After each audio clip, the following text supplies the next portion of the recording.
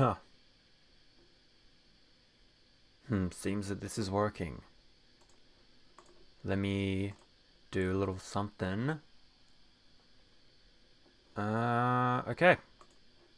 I think that's up. I need to check if everything is okay.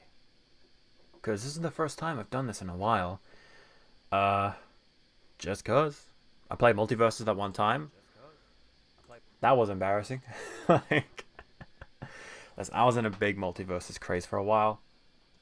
I thought it was really good. I posted videos on Twitter of me being like, look how good I am at Multiverses. I stream Multiverses. I get my ass kicked. It didn't happen. It didn't happen. But it was fun. And then I didn't do it for another like 3-4 months. But now I'm here. So hello. What this is something that I've been planning for a year, maybe a bit longer, depending on when I watched a certain video. Let me see. If I go here, what is this? What is this? Well, I'll tell you. What this is a tier list of all the games that I started playing in 2022. Now, I said before, but you probably don't know, but this video idea came from this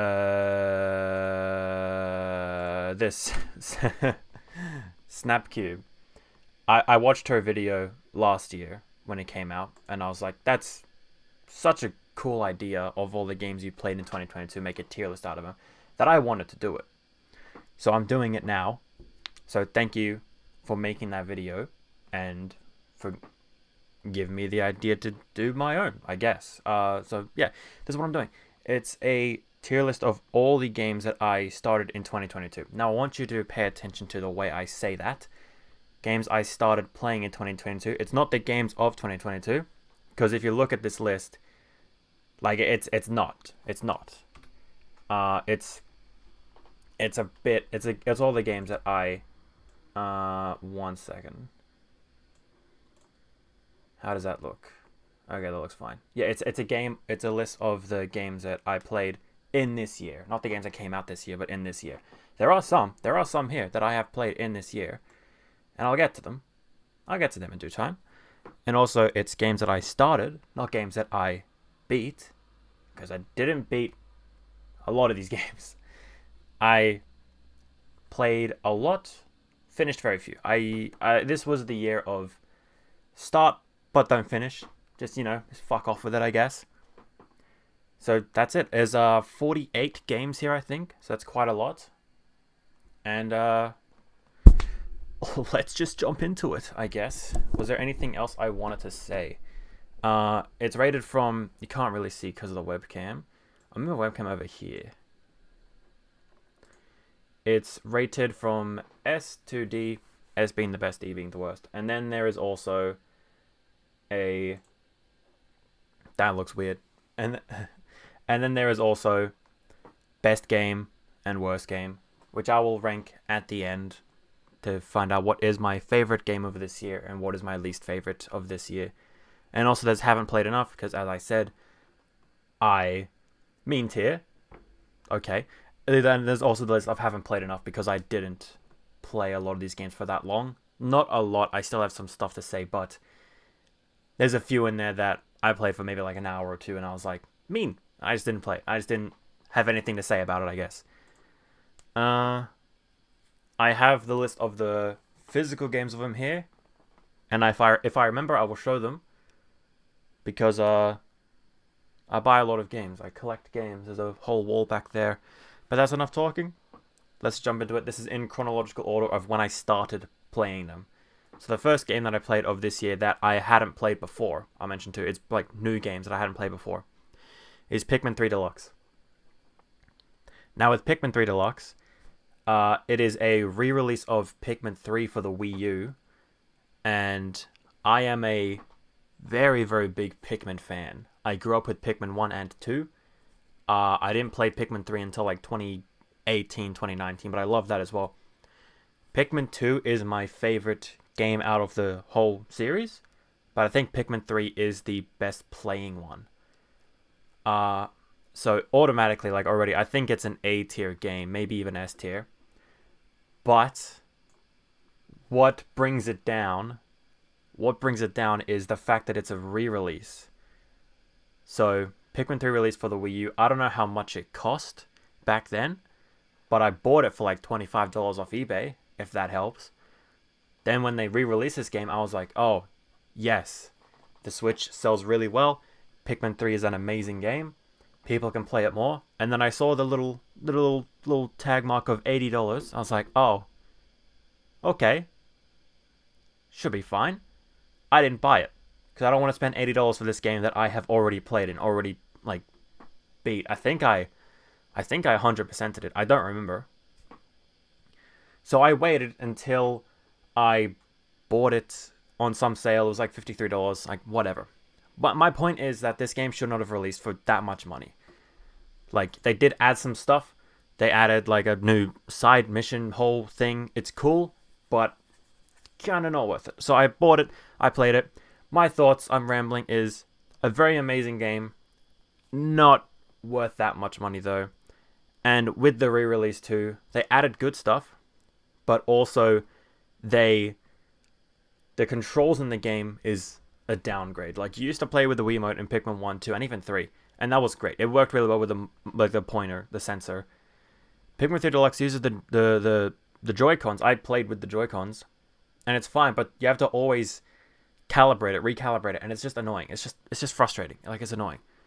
So for that, Pikmin 3 Deluxe A tier. Like, it would be an S tier. It would be an S tier if it wasn't for the downgrade and how much they overpriced this game. But like, still just play this game and hopefully you can like it on the Switch. I thought it was fine playing it on the Switch, but the legacy it leaves behind of being one of the best games on the Wii U and maybe for the Switch brings it up to A tier. So that's it.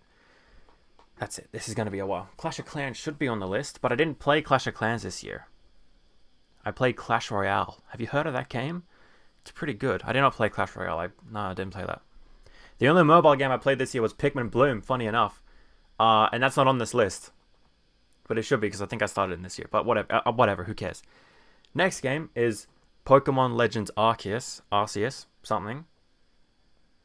Now, my story with this game is I bought it, I played it for a bit, and then I dropped it. That's it. Also, this was Pikmin 3 Deluxe. I have the physical edition of this game. I don't of Pokemon, though. I played this game for a little bit. Like, not as much as everyone else has, but I thought it was fine. I don't remember how far I got up to. I remember I played a couple hours of it, but it's just didn't grab me because I look at this game and I'm like, this is a great step forward for what it could be, but it can be so much more still though, because Pokemon, like, the Pokemon Company's the biggest franchise in the world, and they produce this thing, which is fine. It's just fine, I was thinking of putting it and haven't played enough, but I played enough to know that I don't want to continue playing it. I'm sure people liked it. I think it sold well, but there's just not enough there. It's cool how it's like open world, but it just doesn't run that well. It doesn't feel open world because you just walk and then the draw distance is like 20 meters and you just like see Pokemon pop up and you're like, well, this is nothing. This is just nothing.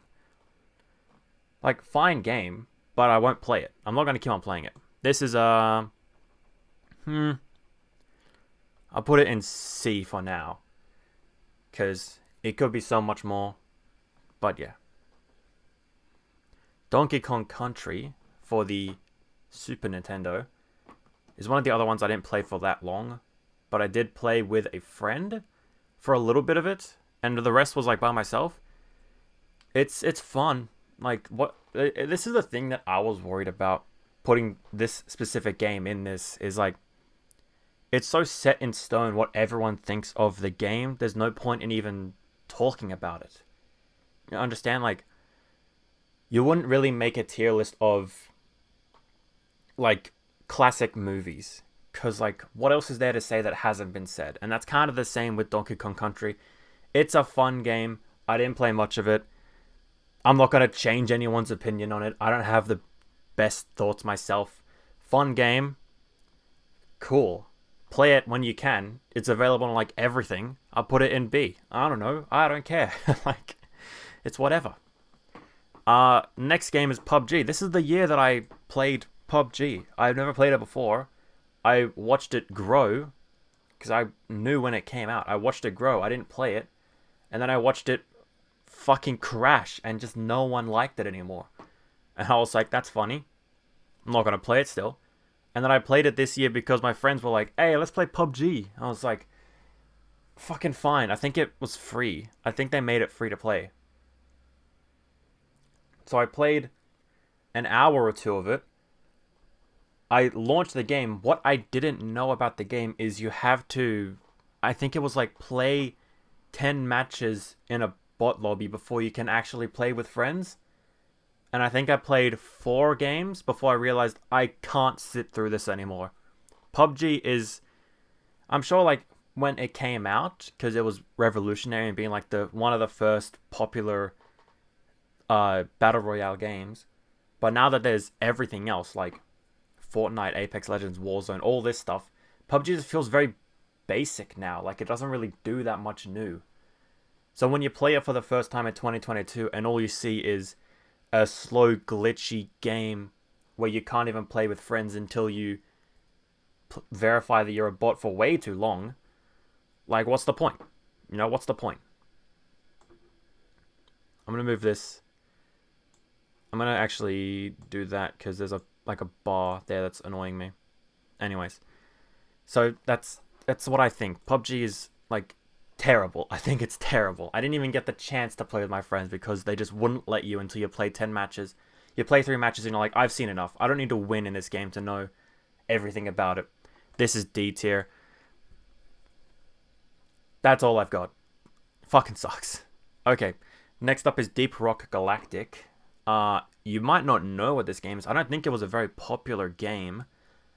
It was one of the other ones that my friends were like, hey, let's play this game. It looks fun. So we played it.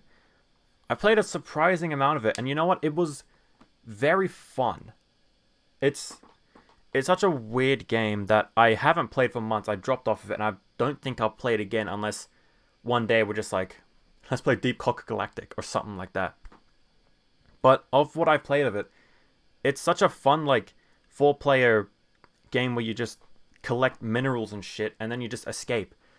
Not the best description of what it is, but you just kind of do missions together in this whole cave, and you dig out the whole cave, and you just find minerals, you find bosses to beat, and then you leave when you, like, complete the mission. It's pretty, like, standard what you say, but what's fun about it is the like design of the creatures and just design of the whole place. Like it's a nice low poly kind of environment, and it's kind of hard to describe, but it's just a fun game to play with people, play with friends. If you play by yourself, I can't imagine it to be that fun, but with friends it's pretty fun. So I'll put it in B tier, you know?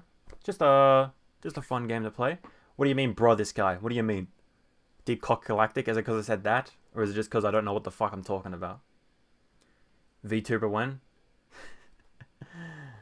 Shut up, bro. Okay, next up is Dying Light 2. I almost want to put it in haven't played enough because I didn't really play that much of it. But then I realized, oh, I played all I need to play. Dying Light 2 is like this zombie hardcore survival fucking parkour game that was made by the same people as Dead Island, I think. Dead Island is one of my favorite games of all time. Like, I just love the environments. I love the combat, kind of. I love the environments most. I love all of that. It's such a game that it's a game that I grew up with, and it's just so memorable to me. And then Dead Island Riptide came out when I was a kid. I never played it. Dying Light came out. I never played it. Dying Light 2 was coming out. And then I was like, I should probably play that. So I played Dying Light 1 the year beforehand. A little bit of it. I thought it was okay. Then I played Dying Light 2. I played a little bit of it, and I was like, this is not okay. You know, it's just boring. I played like not a lot, 4 or 5 hours, but that's all I needed. You play that and you're like, okay, this is the same as Dying Light 1, which, as far as I know, was a well-received game, but nothing really stood out like Dead Island did at least. So why play it? Why play it? That's it. That's it. Dying Light 2 is C, you know? It's that. It's below Pokemon as well, because I would rather, if someone gave me 2 games and they were like Pokemon Legend Arceus or Dying Light 2, I would play neither. But if I had to, I would play Pokemon. So that's it. Next game. Now this is what I'm all about. Fire Emblem Awakening. You know what this game is? This is S tier, dude. This is one of the best Fire Emblem games. Do you know what Fire Emblem is? No, you fucking don't. No one played Fire Emblem. At least not until Three Houses came out on the Switch. And that's the first Fire Emblem game I played. But then I went back and played Fire Emblem Awakening for the 3DS. And it was amazing. No Apex on the Apex. I played Apex before this year. Do you not understand what I just said? This is games that I started playing in 2022. I don't understand. You don't understand. Anyways. So Fire Emblem Awakening came out for the 3DS. I played through all of it. It was such a long game, but I played it day in and day out. I got so addicted to this game. The gameplay-wise is one of the better ones. I think Three Houses is just a bit above it, but it's still damn good. The characters were, like, they're good. Nothing too groundbreaking, but I liked Chrom, I liked Lucina. It's sad that that's all I can remember from this game that I played not even like a year ago. Like I played it back in April, May, something like that, but I don't remember much of the characters, but it was great. Like it's such a good story as well that goes by very fluently and just very like naturally. That doesn't drag on for too long, but is not too short, because Fire Emblem, of the ones that I played, pretty long games, but never felt too long.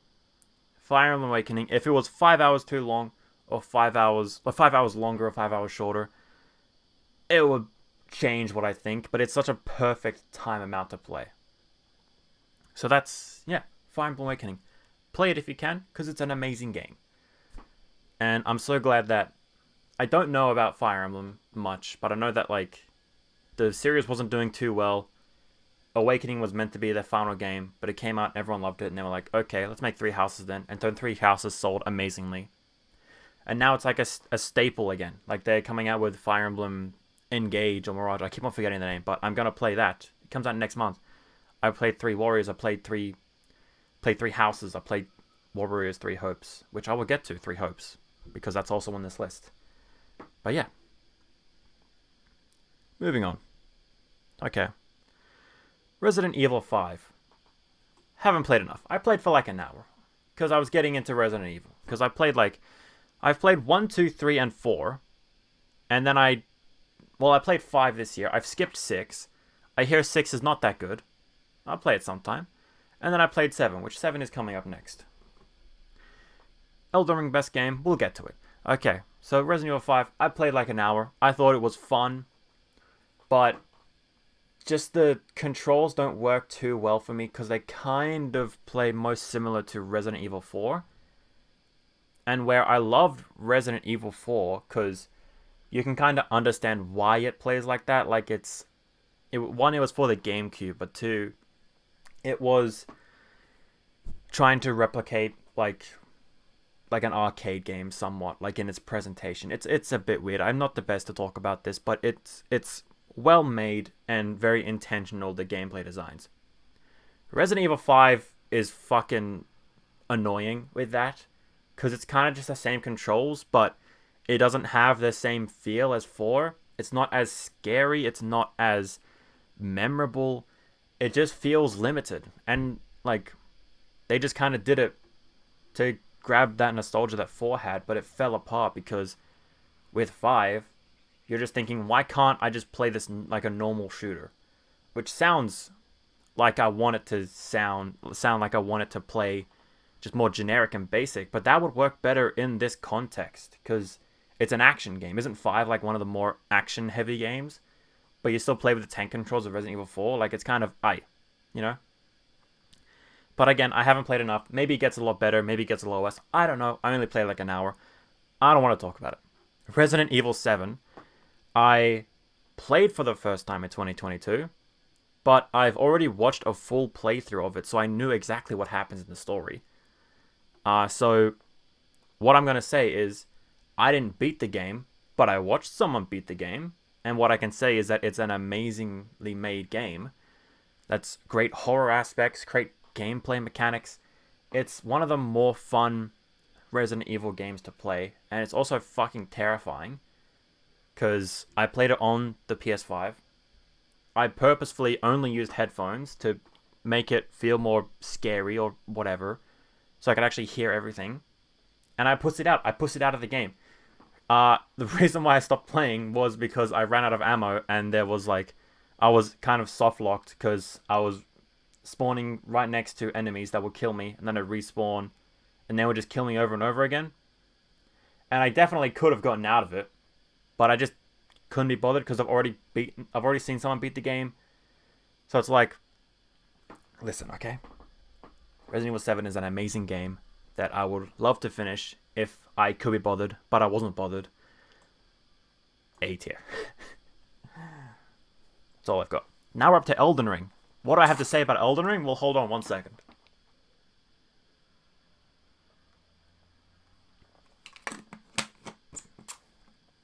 Okay, this is what I have to say about Elden Ring. I haven't played enough. I'm sorry. I haven't played enough of this game. That one is probably my most controversial take that I have about all of these games. It's just that I didn't play Elden Ring. I played like an hour or two.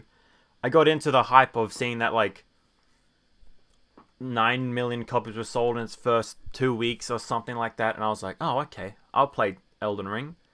I've known about the game coming out. I know about the Souls games. I never played any of the From Software games before. This was my first one.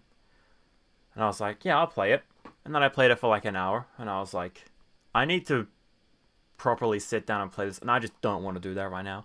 So I stopped playing. And then 7 months later, haven't played it still. But you know. Yeah. Listen, I'm glad it won Game of the Year. I'm sure if I played it, I would love it. I just didn't have the patience to play it at that time, and I'll probably play it again sometime. I don't know when though. Anyway, Ghostwire Tokyo is an amazing game that no one else liked. Do not take opinions from this man, please. Ghostwire Tokyo came out, and I bought it day one. I don't know why. I do know why. That was a lie. The first ever reveal of it was in an E3 2019 or 2018. And I was really interested in it because it was that CGI trailer of just like everyone disappearing for some reason. And then like I was like, hey, that sounds nice. And then like a year went by, 2 years went by, nothing was being said. And then E3 happened again, and they showed like another gameplay trailer. I saw the gameplay trailer and I was like, okay, I don't want to play this anymore. This kind of looks dumb.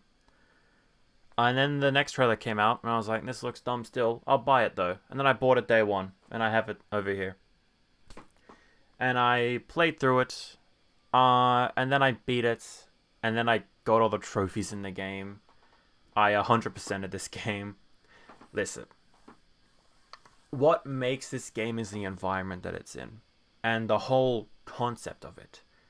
Because what it is you're just a guy, and then you get into a motorbike accident, and you get possessed by this guy who is a spirit or something, and then like all the world disappears. Everyone in Japan disappears. Everyone in Tokyo disappears, and it's just so cool. No one's dead, but the environment is still modern. Like, it's literally just everyone just got raptured, and you're the only person left. And it's so cool to explore Tokyo and to fight these enemies in a weird way, because you get like these mystical powers where you can shoot like wind or like fire or like the elements and stuff like that. But it's just so fun. It's nothing too memorable, but it was just a fun game to sit through and play. I had next to no problems with it. It ran very well. It played very well. The setting was one of the best in this year. No one else is going to agree with me, but Ghostwire Tokyo is an S. I'm going to say it. Fuck. That's controversial. No one liked Ghostwire Tokyo. Do you know how much Ghostwire Tokyo is selling for now because no one bought it? I saw it on sale for like $18 one day. No one bought this game, and it sucks because it's an amazing game. Nothing groundbreaking, but it's just the right amount of good environment, good gameplay, good story, good characters to just enjoy and sit through. It's not a long game, so just get through it. Just buy the game, get through it. You can buy it for like $9. Like, just buy it and get through it. It's such a fun game. Please, play this game. I want there to be another one. I hope they do, like, Ghostwire... Okay. Ghostwire, like, Sydney. Or Ghostwire, like, fucking France. I don't know what they're gonna do. Probably not those two locations. Probably something better than what I just thought. But I hope they do that again. Like, Ghostwire in a different location. Maybe Japan again. Like, somewhere else in Japan. But it's just so fun. So play it. Anyways. Next up is Neo, The World Ends With You. This game is an S as well. I would say I'd put it above Ghostwire, though. I kind of forgot that I am also, like, putting, like, Resident Evil is below Pikmin 3. You know, that kind of stuff. Like, not just putting it in columns, but also putting them in, like, numbered, I guess. So, Neo, The World Ends With You is an amazing game as well that I knew was coming out because rabid Persona 5 fans were being like, oh, this game is just ripping off Persona 5, not realizing that the first game came out before even, like, Persona 5 was conceived. Like, this is a sequel to a game that came out on the DS. I have the DS game over there. I've got Neo here, and I've got the first game's re-release on the Switch down here as well, which I will get to, because I played that as well. But Neo, The World Ends With You got some controversy when it was first revealed, because dumbasses were like, oh, this is just Persona 5 again. It's like, no, it's not. Actually, like, believe that, like, Persona 5 doesn't own the IP of cool, you know? Like, you can't just say anything's Persona 5 and think it's terrible. Like, it's fucking stupid. Anyways, about the game. I played the game, and the game's just so fun. The game has got an amazing story about, like, you just suddenly just... It's kind of the same. Like, you get entered into this different world of... And you have to compete in these games, and you have to play with other people in the game. You know, it's not a multiplayer game. I don't know what the fuck. But it's just fun, you know? The story unfolds in such a nice way, and the characters are really out there, but believable in a sense. But what makes it most is probably its whole character of being Persona 5. No, I'm fucking kidding. It's its own thing. It's such a unique style that I don't know how to properly describe other than just saying, like, early 2000s with its use of music and its whole environment. It takes place in Shibuya, but it's a unique version of Shibuya that no one else has really seen. Its gameplay is really unique and interesting, of it having...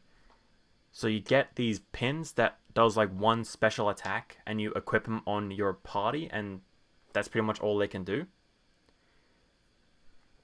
It sounds really annoying, but it works really well in that you have to actually formulate how to attack certain enemies, because, you know, only some characters can do some attacks, or some characters get boosts when you do certain attacks. It's kind of like that.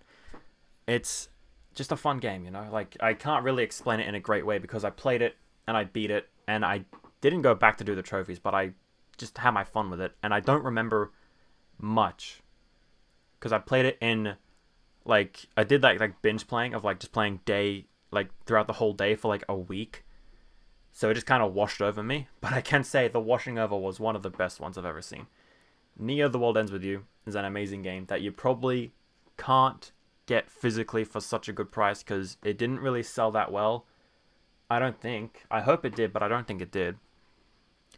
And the most funny part was that when the game released on PC, it released, I think, like around the same time as Persona 5 Royal released. So it just killed it instantly because everyone was like, I'll just play Persona 5, not Neo. Never fucking heard of The World Ends With You. What the hell is this? So I hope this game series continues. Probably won't though, because there was next to no marketing for this game, and the game released at the same time as Persona 5 Royal. At least the PC release of this game. There we go. Next game is Space Hulk Deathwing. I forgot I played this game. Apparently it's like a game set in the Warhammer universe, and I've never played a Warhammer game. This was another version. This was another time my friend was like, let's play this game. It's like $6. It's like, okay. I played it for like an hour. No, but I played it for a lot longer than that actually. But I played it and I don't like it. I can't remember like anything about the game. Just that it's you fight aliens in a mech suit and you just go through a level. And that's it. Like I can't say anything else. Deathwing is D, I'd say. I'm not playing it again. I'm never listening to my friends again being like, hey, let's play this game. Because I'll be like, nah, remember Space Hulk? Yeah. Neither do I, and that's why I'm not playing it. I would say it's... I'll say it's below PUBG, though. I was going to put it above PUBG, but I just had a worse time with PUBG. And now what it is we're entering the arc of when I bought the VR headset. I bought this. And all I did was play VR games for a couple months. So the first one I played was Super Hot VR, which Super Hot came out on the PC, and it's just like time only moves when you move, and you have to kill enemies. That's the whole premise, and it's just such a great game, especially in VR. Because time only moves when you move. Very fun. All I can say that hasn't been nothing that I'm saying right now hasn't been said before. One of the most fun VR games. I will put it... Yeah, I'll put it below Resident Evil 7. It's a fun game. Ends very quickly, but that's all you really need. I beat it in like 3 hours, something. I didn't play for that long, but I constantly went back to it whenever I wanted to play a VR game. I was like, alright, I'll load up like a quick match of Super Hot, and I'll throw knives. And it was fun. And then I took a break. Not really. I just happened to play Super Mario 3D World plus Bowser's Fury on the Switch. Haven't played enough. I barely played it. I just played it with like a friend for half an hour, and then we moved on to something else. Very fun game. I know all about it. I was there when it released. I didn't play it when it released, but I just happened to have it, and we were like, well, let's just play this. And then we played like a couple levels, and we were like, it's fun. I will have more to say when I play the game. And when I play the game is probably never, because I just don't want to. But I don't know. Maybe someday, but, you know. I hear it's an amazing game. Good for that. Next up is The Walking Dead Saints and Sinners. Another VR game. This one, not as fun, though. I love the thought of a VR game set in the Walking Dead universe, because I grew up watching The Walking Dead, and I liked it until I didn't like it. But it's such a good premise of a VR game, and then it kind of doesn't really deliver, because it's just go loot, and there's like 3 zombies in the entire map. It's like, cool. Where's the excitement? I just stopped playing when like the actual people started showing up, like the NPCs, because they can just aim at you very easily, and I don't know if it's just me, but I can't fucking aim in VR. It's so hard to do it. I might not have the VR helmet set up correctly or something, but you just can't control where you shoot. So having people just be laser focused on you all the time, and you have to like get to cover, mean aim, yeah. Like I play Apex Legends, like you think I have good aim? The fuck? Like, it's a good game. I'm not gonna play it anymore, but kind of doesn't deliver with the lack of zombies. I'll put it in... I don't want to... Okay, I want to put it in B tier, but I don't want to put it above Pokemon. I'm going to put it here. Because despite everything, it is still a better zombie game than Dying Light 2. Okay. Blade and Nomad. No, what's it called? Blade and Sorcery, sorry. Okay. Blade and Sorcery is another VR game where you're just in a medieval sandbox and you can just play it. You just kill people. That's it. That's all you need too, because it's so fun. But what I do is I just turn on the invincibility cheat because I like constantly die in the game. The biggest drawback for this is that it doesn't feel that good killing people. Okay.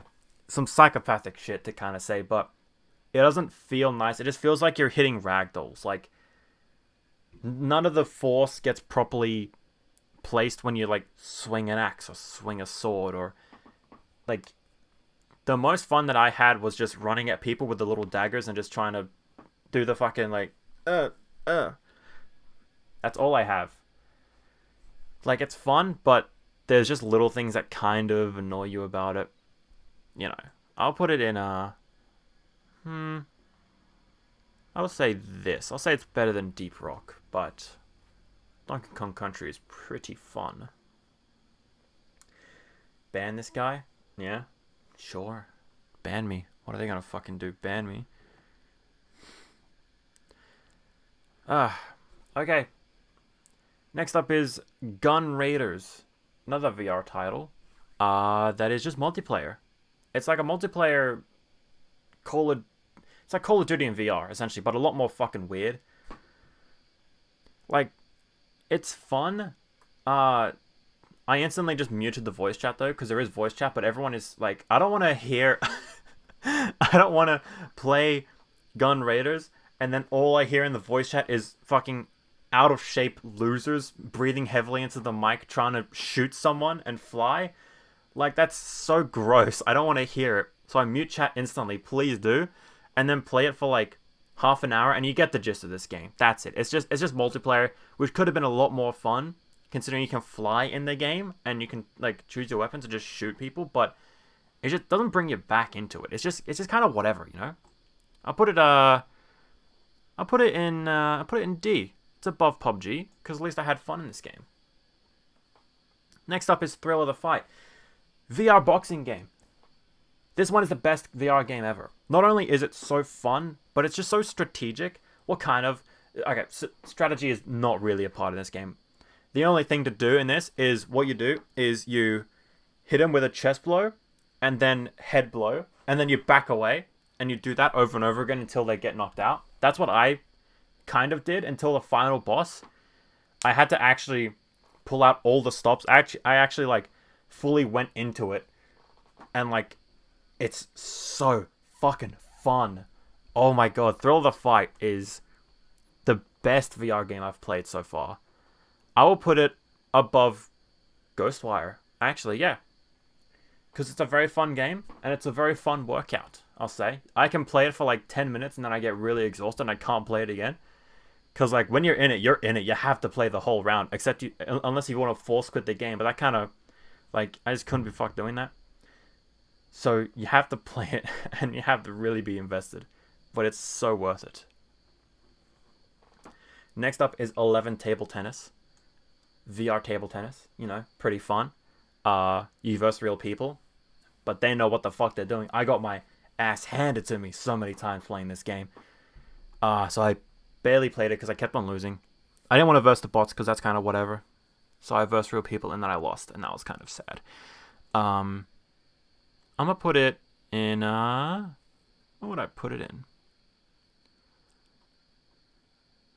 I'm saying it. Table tennis is better than Pokemon.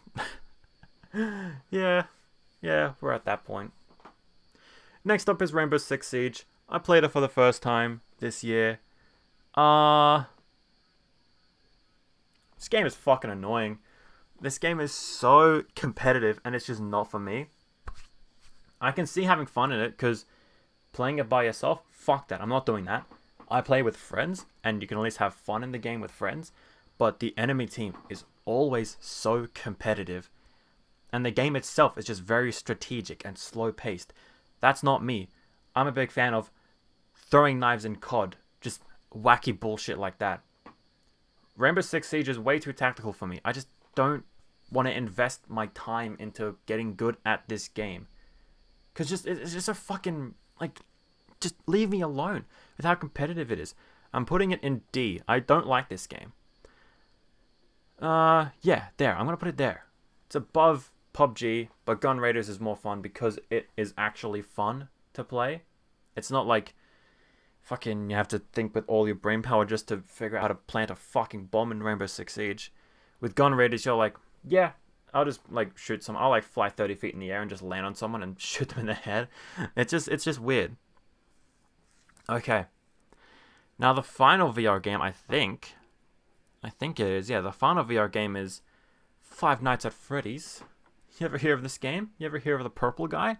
Well, he's in this game. I think Five Nights at Freddy's VR is very fun and very fucking terrifying. It is by far the scariest experience I've ever had in playing just a game.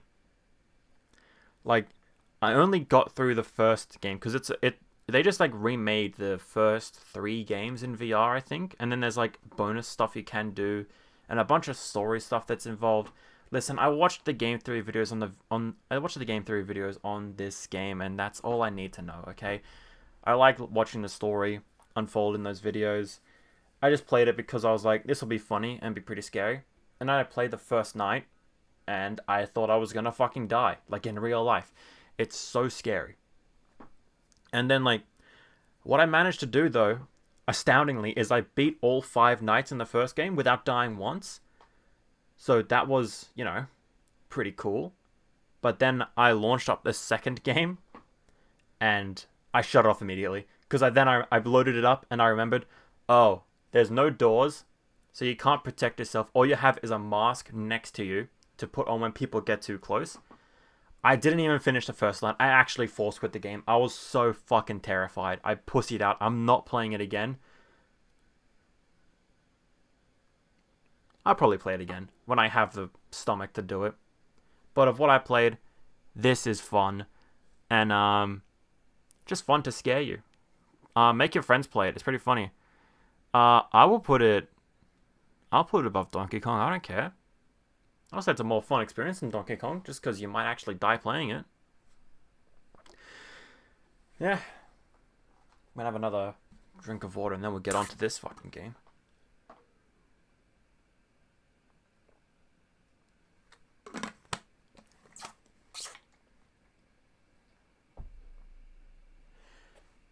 Okay. Next up is Tribes of Midgard. I've made this joke already, but more like Tribes of Mid, because this game is fucking whatever. I'm gonna put it in D tier. If you don't know what it is, neither do I. You just kind of do your own thing until you don't. You just complete objectives in a top-down view. The best thing about this game is the art style, because that's pretty fun. That's pretty cool. But other than that, it's just whatever. It's just another top-down fucking do your own thing with friends. And even when you're in like a friend lobby, you never see them unless you purposefully go with them and just stick by their side. It's just whatever. It's one of these games that my friend was like, "Hey, let's all play this game." And then we played it, and I was like, "Nope, this game fucking sucks." D tier. Also, what I don't like when I was looking for the photos of this game is that in Tribe, I think it was either in Tribes of... No, it wasn't, but... Fuck, I'll get to it when I get to it. I just remembered when I was putting this game up. Okay, next up is Nintendo Switch Sports. I played a little bit of it, and that's all you need to play. If you can have fun in the game, you can have fun in the game. But I don't like that Wii Sports came out with 5 games. Wii Sports Resort came out with 16. And most of those were pretty fun. Nintendo Switch Sports released with 6, got rid of the Mii's and released these like generic looking fucking guys, and 3 of the 6 sports are just the same. They're like tennis, badminton, and volleyball. It's pretty much the same. Then there's like soccer, which I don't think I actually played. the sword game that I liked. And then there was one other one that I don't remember. Bowling, was it? Bowling. And bowling was fucking whatever. And have they even released the golf update yet? I don't even know. The game came out in like... When did it come out? Like April or something? But like, they didn't release an update. Like, they announced they were going to release golf. And then they just haven't. Have they released it yet? I don't know. And I don't actually care enough to even check. Because this game was just whatever. You can have fun with your friends if you all like Wii Sports and you're like, this will be like a fun little distraction. But other than that, kind of pointless, you know? I'm gonna put it below Dying Light 2. Like, it's just like, single player, forget about it. When they added in online too to Nintendo Switch Sports, but online isn't what makes it fun. Multiplayer with your friends in the same room makes it fun. When you're playing online, it's just like you might as well be playing a computer because you don't see who you're versing, and the games are so limited and just hit the ball back or bowl the ball. Like, what's the point? It's fucking whatever, man.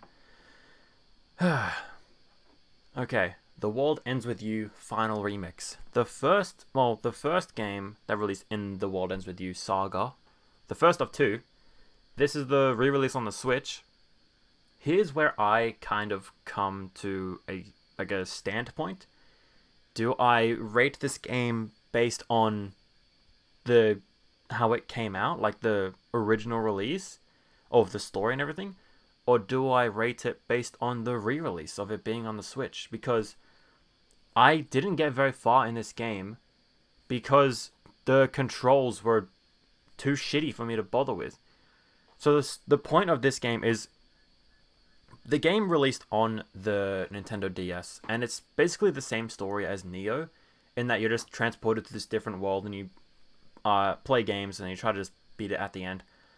But when it released on the DS, the fighting was based heavily around the stylus, like the touch controls, because you can control your character with just the touch on the screen.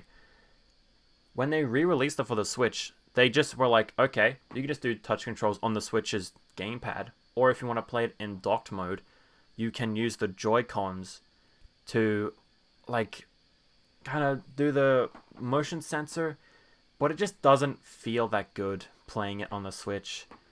That's actually why I bought the original DS copy of The World Ends With You, because I want to experience this game. I hear it's an amazing game from like a story perspective and like gameplay and art style and all this, and like I fully believe that because I played Neo and I loved Neo.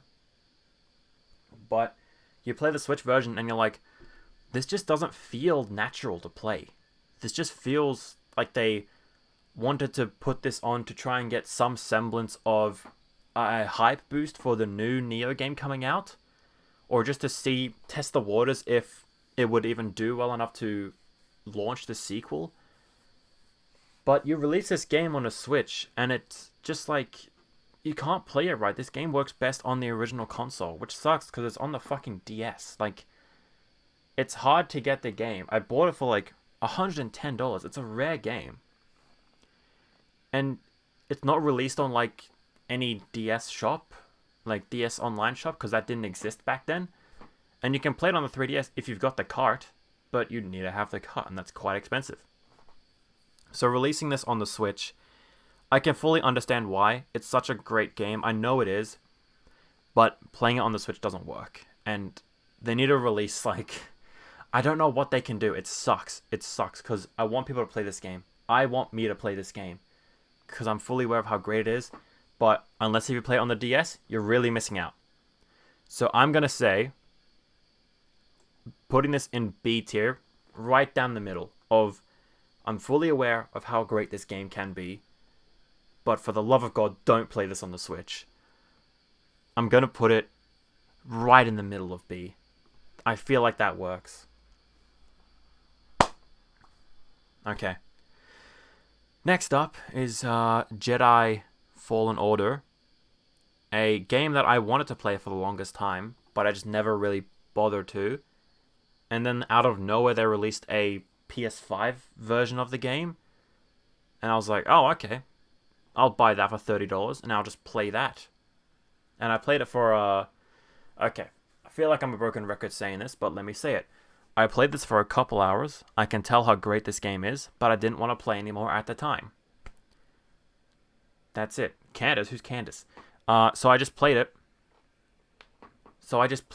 And I'm sure it's a great game. I know it's a great game, but I just couldn't be bothered playing that much. So I'm gonna put it. In haven't. No, not this one. What the fuck? I'm gonna put this in haven't played enough. Like, I want to say it's great, but I need to play more to fully tell you what I think of the game. Now, a game I have played enough is Fire Emblem Warriors 3 Hopes. This game is great, and I really, really got addicted to playing it. Just one story alone is worth like 50, 60 hours of playtime. And there's 3 different routes you can take, and I played all 3 of them. I put like 100+ hours into this game, and I can tell you it's one of the best Switch games on there. What are you fucking talking about? Fire Emblem? Bro, play Fire Emblem Sogon May. Yeah, play Fire Emblem Sogondis. Slinker tier. Okay, bro, I'm ignoring you. Okay. So, Fire Emblem 3 Hopes is a great game in storytelling, in gameplay. The gameplay is one of the best for a like warrior style game of Koei Tecmo. They make like the Warriors games and Persona 5 Strikers and Attack on Titan 2. They made this as well. It's one of the better ones that they made. That's as much I can say. It's an amazing game, but there's 2 things that pissed me off about this game. The first one is how they were just like, oh yeah, it's just a different timeline. That kind of annoyed me. I kind of wanted a full sequel to Fire Emblem 3 Houses, because I loved 3 Houses. That was one of my favorite that's my favorite game on the Switch in general, I think. That's my favorite like Nintendo game on the Switch. I wanted to see an actual sequel to that game, but all it was kind of just this is just a different thing. It's just a different timeline. And it's still fun. It's still great. It's still a great story. Like, you get used to it. But in the first couple hours, I was like, oh man, we're playing this different character. We're going to see like a different side to Violet's whole destruction and who he is as a person, who they are as a person. But then you play it and you get to, like, you actually enroll in the Garreg Mach, and you're like, I don't remember this happening in 3 Houses. How are they gonna make this? How are they gonna make this work? And then it's kind of just revealed they didn't. Just a different storyline. That's it. Which again, it's frustrating, but you get used to it very quickly, and it's still an amazing story once you get used to it. Second thing that pissed me off is, dear God, they need to fucking make a better version of a Switch. The Switch cannot run this game. It looks surprisingly well for what it can be, because the Switch can make something look gorgeous, but this game, like, with how big it is, I'm surprised they make it look like anything. Like, play it in handheld, you can't even read the text. Like, they had to downgrade the resolution so bad you can barely read the text. You can't see what's happening on screen. When it's in docked mode, the frame rate fucking sucks. Maybe they've fixed it, but I played it day one. The frame rate takes a dip a lot of the times, and like, it's just fucking hell. If this game released on like PC or PlayStation, that would be great. It's never gonna happen because it's a Nintendo thing, and Nintendo never fucking does it. So, dear God, please. They've only got like 2 more years left in the Switch's life cycle, but just release like a better Switch so we can play these games and not have to just watch a slideshow for 70+ hours. But that's it. That's the only problems I have with this game. Everything else is immaculate, okay? The story is great when you get over it. The characters, they're just as you remember in 3 Houses, but they express some new things because it's a new timeline, but pretty much everything, all of the like character development, character attributes from Houses are in this. Like, the backstory is all in 3 Houses, and it's in 3 Hopes, and it explains itself in a new way, and it's kind of refreshing to see that on like a different side if like a different character is in that. Especially Shez, the main character. I like that he is actually someone. Like Byleth was like cool, but nothing. Byleth's just main character. Like, just pretend you're him. Shez is an actual person, which was great. And like the gameplay is some of the best. I love how you swap between the characters and you just it's a full like tactical game. It's one of the most tactical games I've ever played because it's got that Fire Emblem like staple of grid-based structure. You control all your units in battle. Try not to make them die, because if they die, they're out of it. Unless you turn that feature off now, which I turned it off. I don't want to bother with that. But it's so tactical. But once you get into it, once you start the battle, once you start the battle, make everyone do their own thing, and then you just play as someone and you just mow down hundreds of enemies. It's so damn fun to play. Fire Emblem Three Hopes is gonna go up here. If it's better than Neo though, I'll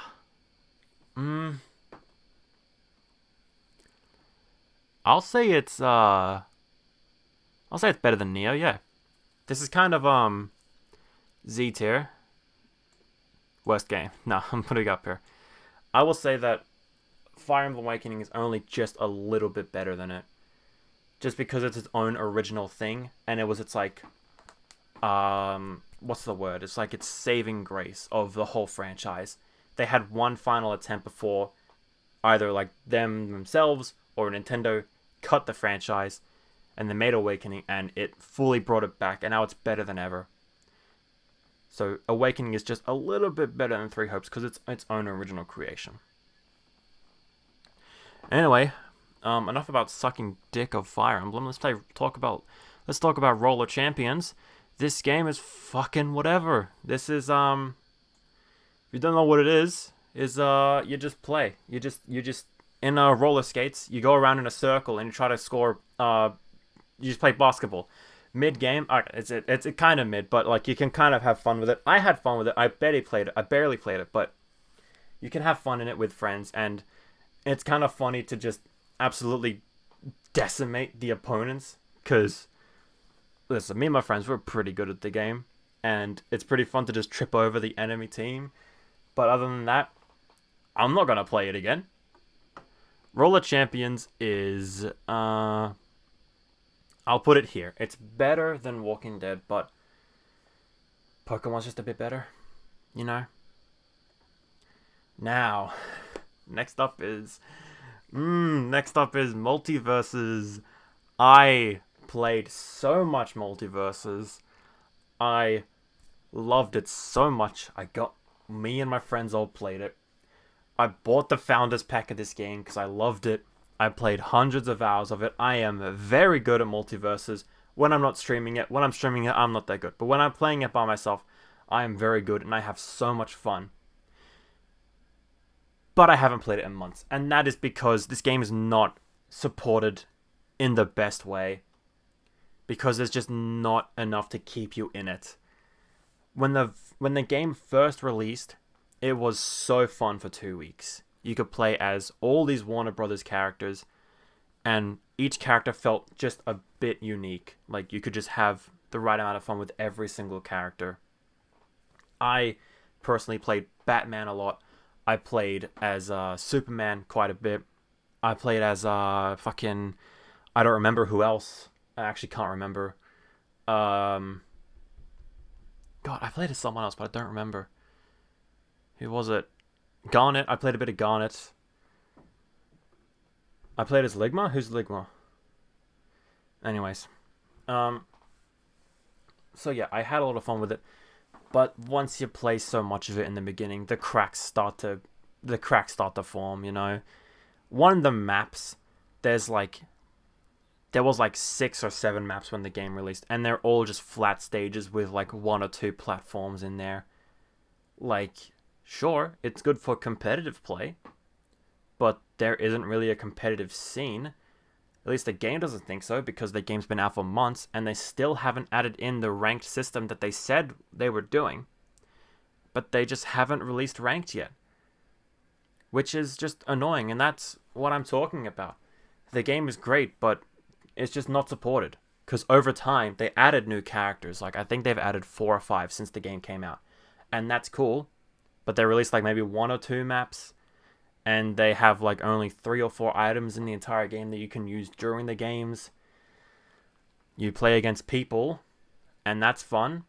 But to a certain extent, you can play it for so long. And then you're just playing the same game over and over again.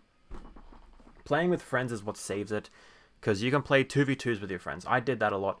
I squatted up with a friend, played with one friend, and we versed 2 random people. And that was always the most fun I had. Because again, I sound like I sound like a fucking dickhead saying it, but I was one of the, like, really good players in MultiVersus. I was strangely really good at the game. And me and my friends were as well. And we just had a lot of fun kicking everyone's asses.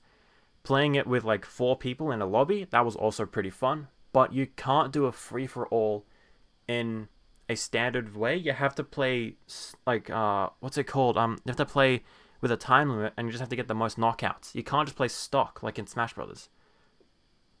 The only way to play stock is to do 2v2s in your lobbies with your friends. And that's fine, but where's the free-for-all stock? Why can't you do that? Yet another example of this game not being supported enough. It had the best potential to have all these characters from Warner Brothers IP. Like, the combat is fun, and the combos you can make is so good. The game is pretty balanced. There's a couple of characters that fucking dominated people for a while there, but for the most part, the game was well balanced. You could play and not have it feel that unfair. But after 2 months, we just stopped playing because nothing brought us back. There were no new maps, no new modes that we liked. It was just 2v2s over and over again. So MultiVersus gets an A. I'm going to put it above Superhot. I'm going to put it here, yeah.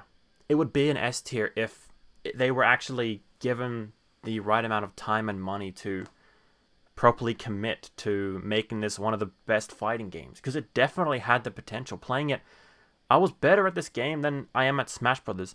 For a while, I kind of liked this game more than Smash Brothers, but just nothing brings you back. And granted, it's kind of not a good comparison, because Smash Brothers Ultimate is like the Switch's biggest game. It's got like fucking 80 characters in it and like 100 stages. Like, they've got the money. This MultiVersus was only made by a company that was founded. This MultiVersus was made by a studio that was made just to make MultiVersus. Like, they were a brand new studio and only had like a couple of people in. I'm sure they've got more employees and they've gotten like a lot more money over time. But even still, nothing's bringing me back to the game. Unless if they do like a whole big like rollout of new characters and like an actual stage and a new like mode of ranked, I'm not gonna play this again. Sucks, but give the game more money. It's got potential. It could be so well funded. It could be so well received and so like get so much money out of it if you just put the effort in. That's all. MultiVersus is great, but just give the guys more money, I guess. Okay, next is Sonic Origins. I feel like I'm not the right person to talk about Sonic Origins because I played it for maybe an hour. I played the very first Sonic game and then a tiny bit of 3 and Knuckles. And I didn't really come back to it. There's a lot more people who have a lot more to say than me about this game. All that I can say is I had my fun with it. I'm going to put it right here in B tier. It's very fun if you don't care about all the stupid fucking, they used a new engine and, it's not the exact same game. It's like, I don't care too much, man. I play Sonic and I'm having fun because I go fast. I don't care enough that they changed the engine and that they added new glitches that weren't in the original game. I never saw those glitches. All I saw was a fun time that I probably could have played more of, but I just didn't want to. Fun game. Who gives a shit? If you want to know more, watch someone who cares enough. I like Sonic franchise, but I just like, it's fun. It's fine. I don't give a shit really. I don't have the nostalgia for the original Sonic games like everyone else does. Anyways, Halo: The Master Chief Collection, specifically Halo Reach. I'm putting haven't played enough. Because I only played it for like half an hour. I played it because I got the Xbox Series X and I wasn't doing anything with it. So I was like, oh, well, I'll just play fucking Halo. I'll play Halo Reach. That's the first one, right? The first one chronologically. Then I played the first level and I was like, this is good. Don't really want to play it though. So that's it. I'm sorry. I should have played more of it, but I just didn't want to. So, haven't played enough. I'm going to have some more water.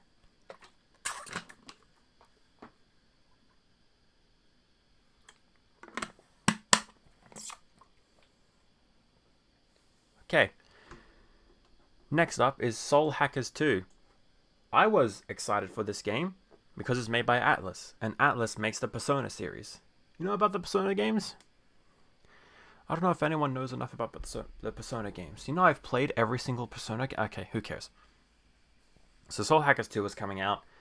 I was pretty excited. I never played the first one. I kind of wanted to play the first one, but I just never did. I bought Soul Hackers 2 day one. I played it. I played like 10 hours of the game. What I can say is it's a game. You can play it. It is an RPG game. But there's nothing else to say. It's just an RPG game. You can play it. You can see the story. You can see the characters. And you're like, yep, they exist. The characters were pretty nice. Pretty cool. The story was kinda cool, but also, like, being overly annoying. The load times were insane. Like, this really felt like a PS5 game. Like, apparently people had problems with the load times on this game. Did you play the PS5 version? There were next to no loading screens. And if there were, they lasted for like a second. That blew me away. What didn't is that it was, just fucking nothing. Like, it was made in Unity, and you can tell, because it just feels like nothing. Like, you just walk around in empty space, and then you just randomly fight a fucking creature for like 2 turns, and you beat it, and then you just keep on walking. That's it. I thought I had more to say, because I really like Atlus games, specifically Persona. I know this isn't made by the same people who made those games, but I just kind of expected more, because of how much they were advertising this.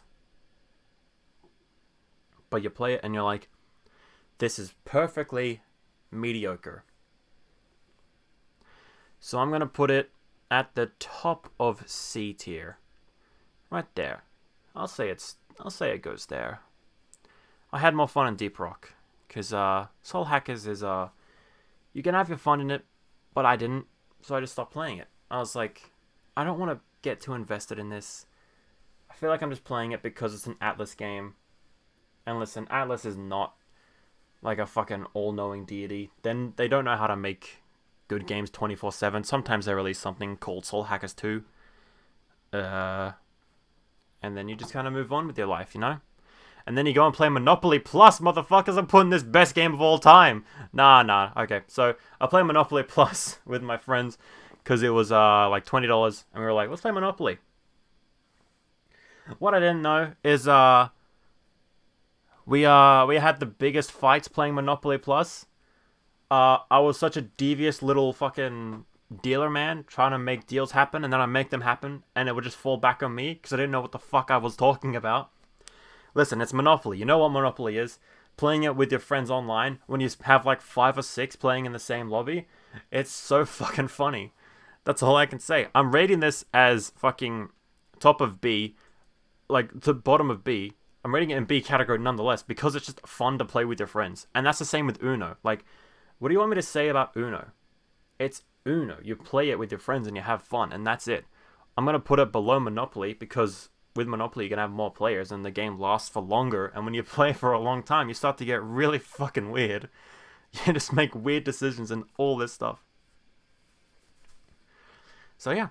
And then Wheel of Fortune is fucking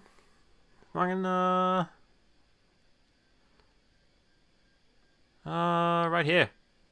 Didn't have the same reaction I did to Monopoly and Uno as I did to Wheel of Fortune, because I barely played it, but I do like Wheel of Fortune nonetheless. But we just didn't really play it for that long because we just kind of got bored. There we go. Now, this game, I am honestly cheating, because I have played My Sims Kingdom before, like 10 years ago. I had it for the Wii, and I grew up playing it. And I got tired of playing Soul Hackers 2, so I was like, I'll play My Sims Kingdom. That's literally what happened. I was playing Soul Hackers 2, and then I just had this weird nostalgia wave of like, oh, I want to play games from my childhood, but I have a bunch of GameCube games, but I can't really play them. I don't have a controller or the GameCube. But I do have a Wii. And you know, don't really want to play Super Mario Galaxy 2 right now, but My Sims Kingdom is there. I remember loving it. So I played a bit of My Sims Kingdom, and then I played a bit more, and then I beat the game. And then I was gonna try and do everything in the game, but I didn't. But what do you want me to say? Is that My Sims Kingdom is so fun. It should not be this relaxing and fun of a time than it is, because it's a kids game. It's an offshoot of The Sims, but entirely nostalgia talking. I'm fully aware, like, if I never played this before and I played this for the first time now, I would probably just be like, oh, this is pretty cute, and then not finish it. But because I played it as a kid and I loved it as a kid, and then I played this again, and it was just such a nice, warm, relaxing time. It's just a great game to play. You just go to different islands and help out these little sim guys, and you build things. That's it. It's Minecraft, bro. Not really, because it's better than Minecraft. My Sims Kingdom is going fucking... It's going above multiverses. It's going above multiverses because you can have so much fun in this game, but you can also just sit back and listen to the nice little shanties, the nice little music in this game, and you can just have fun with the characters, and you can build these little houses for your little Sims, and you can build like parks, and you can put down all these decorations, and you can just have the best time, you know? You probably don't know. You probably haven't played this game. Play this game and have the mindset of, I'm an 8-year-old kid who will like anything I will play, and you will enjoy this game. Do it. Get a Wii. Get a Wii U and then play this on the Wii U. Okay, next up is Far Cry 3. Haven't played enough. I didn't play next to anything. I didn't like it. I didn't like how it looked, because it's one of those games that comes out on the Xbox 360 and tries to look as real as possible, and it just doesn't. The environments look so vibrant and it's cool, but I just don't care too much. And then I grabbed some flowers and I shot some men, and I was like, this is all for me. I probably will play it again sometime, but I just didn't want to. All I can say is that, you know, what's his name? Michael Mando was a great Voss. He's great in this. He's great in Better Call Saul. He's great in everything. He's a cool guy. But, you know, isn't Far Cry 3 like one of the games that everyone loves? And I just kind of said, don't really want to play it. It's fine. Splatoon 3, I didn't play it. I played like 20 minutes, and I didn't like it. Not for me, man. Splatoon is... I never got into Splatoon before. I never played Splatoon 1. I never played Splatoon 2. Oh my god, I can't fucking speak. I never played Splatoon 1. I never played Splatoon 2. I saw Splatoon 3 coming out, and I was like, I could probably get into this. And then I didn't. All I saw was that the game ran pretty bad in the overworld, and I played like one match, and I got my ass handed to me. And I was like, I'm just gonna play Call of Duty, which brings me to Call of Duty. I am weirdly good at this game, only with knives. Which is good because I only play this game with knives and throwing knives and the riot shield on my back. I'm one of those people. I use a knife and a riot shield on the back. But I'm good at this game with that. I play with guns and, like, I'm fine. But then I just, like, get, like, a triple kill with throwing knives and stabbing people. And I don't know what's wrong with me in this game. But I just enjoy doing that. And I enjoy this game overall. There are things that really annoy me about this game. And one is your health in this game. You die really quickly. The shoot to kill, I forget what it's called, but you just die so much quicker in this game. It's not as fast paced as like Vanguard, but it is more fast paced than Modern Warfare 2019 or 2018, whenever that came out. Which can be fun, but when you're using knives, you kind of don't want to get shot at as much and die as quickly because you can't really fight back against a gun with only a knife. You can try, and sometimes it succeeds, but most of the time, you just die by 2 bullets and you're like, well, I don't even know where that guy was. So that's kind of frustrating. But it's a good thing that I'm pretty good at the game, with knives at least. But thing that annoys me the most about this game is the new Warzone 2.0. Fuck, this game does not run good. Not only does the Warzone have constant glitches and just not work, but my computer can't handle Modern Warfare 2. It handles other games fine. Modern Warfare 1 runs pretty well on my computer, but this game just doesn't want to. I have everything set to the lowest settings it can, and even still sometimes it stutters for a bit here and there. I don't know what's wrong with my computer because next to no one else is having this issue. Maybe my computer's just outdated. I doubt it. I spent a lot of money on this computer. So maybe there's just something. I've deleted the game, reinstalled it. It doesn't run.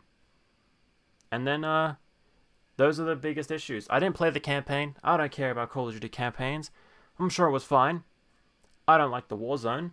You can have fun with your friends, but when the game barely runs and always glitches out, and then you suddenly get sniped by some motherfucker you didn't even see who's just 70 meters away, kind of takes you out of it. Kind of makes you not want to play Warzone that much.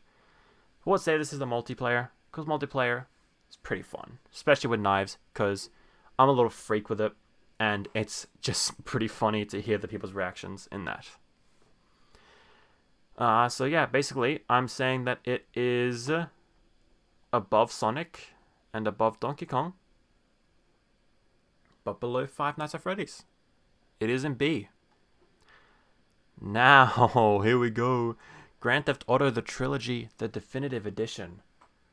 What do you want me to say that hasn't already been said? I only played San Andreas because I grew up with San Andreas. I didn't grow up with Grand Theft Auto 3 or Vice City. I played San Andreas a lot on the PS2. And I was playing it, and all I was thinking was, why am I not playing GTA 5? Because GTA 5 plays so much better. I'm not even talking about the state of how the remakes are and how shitty it looks and how shitty it runs.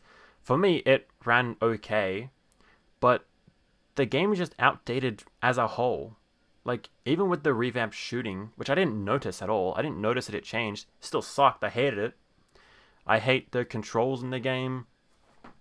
Like, I hate how everyone got in a bitch fit about how this game runs and all these glitches in the game when I was like, aren't some, if not most of those glitches you're talking about were in the original version as well? They still should have patched them out, but you're getting angry about something that was already in the game before. But that's enough defending this game. I hated it. I hated it. I finished San Andreas. I don't know why, but I fully went through it. But I didn't really like my time with it. I just kind of stuck with it because I grew up with it, and I was like, maybe it'll get better once more I play it. It didn't. It ran shit. For me, it ran fine, except it crashed like 3 or 4 times. One time it crashed when I was doing the big heist mission with Woozie. I think that was his name. And that pissed me off because I got pretty far in it. And then I got like There's this one mission where you're going in this journalist place or something, and you go into this building. As soon as you walk out, it's in the Las Vegas place, that place. I forget what it's called. But you walk out and you just instantly get shot by cops. I walked out like 6 times. I died every time. I had to just turn on cheats because you can't beat it. You walk out and instantly they shoot you with shotguns and pistols, and you just can't fight back. So I just turned on the invincibility cheat, and I just ran away. Near the end of the game, for most of the game, I didn't turn on cheats, and then near the end of the game, I just turned them on. I just wanted to finish the game because I got so far. I was like, just finish with this, and then you're done. So I just turned on the cheats, and I beat the game, and then I uninstalled it, and it's sitting right there.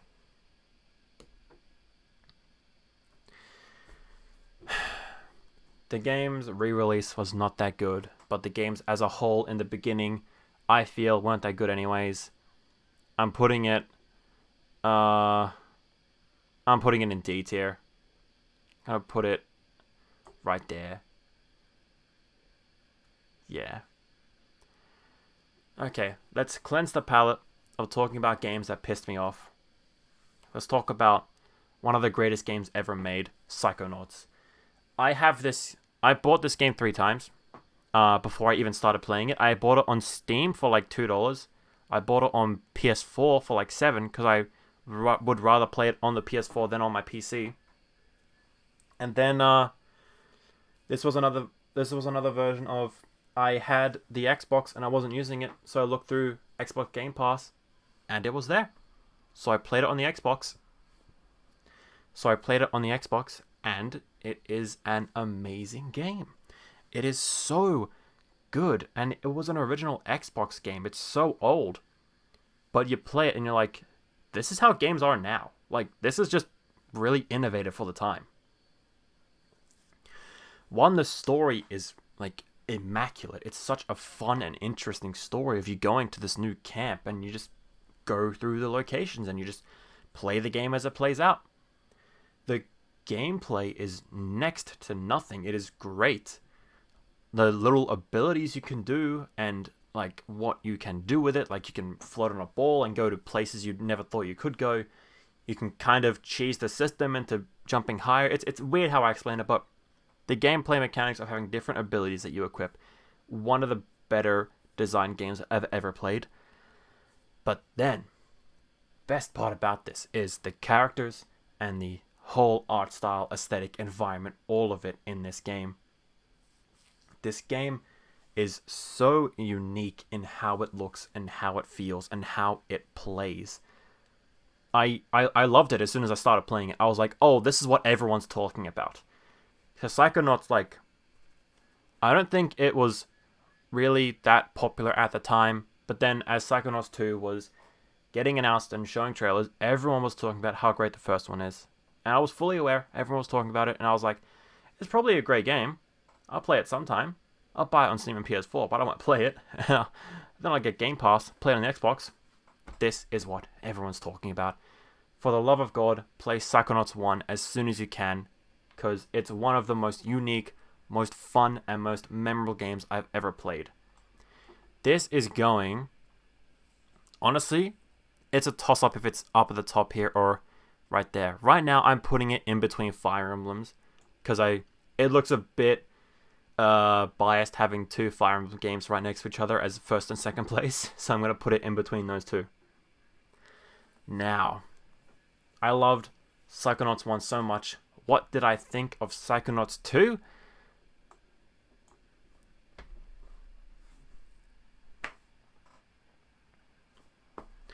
I haven't played enough of it. I only played like an hour or 2, and I just didn't want to play anymore.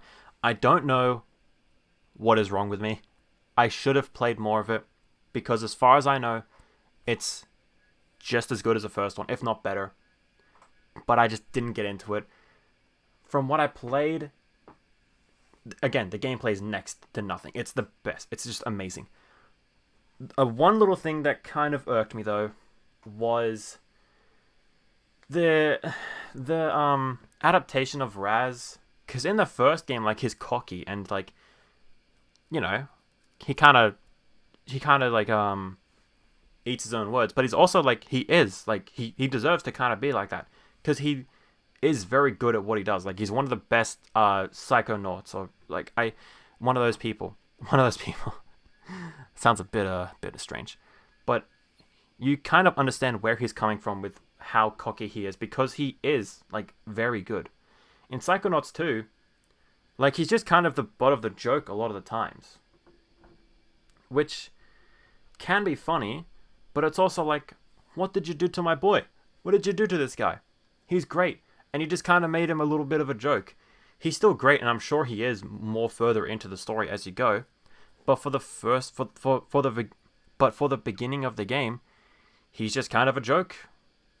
And I get it's like the fish out of water thing because he's brought right into the Psychonauts HQ. He doesn't really know what he's doing.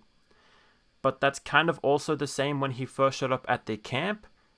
Like, he wasn't even invited to the camp. He snuck in. But he just showed everyone what he's worth. With Psychonauts 2, he doesn't really do that in the beginning.